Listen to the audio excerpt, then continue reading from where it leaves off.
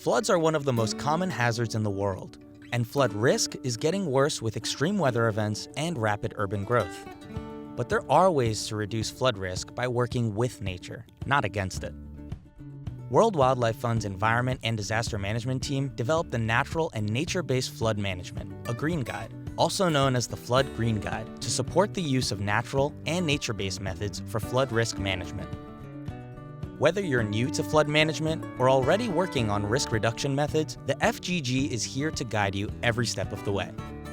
Based on the FGG, WWF has developed many training materials, engaging videos and summary sheets, interactive case studies and games, functional activities and knowledge maps, and practical group and self-learning courses.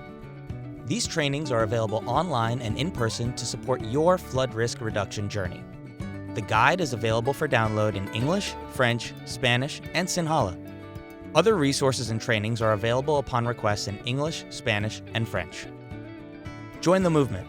Include your community. Visit our website to explore resources or contact us for more information.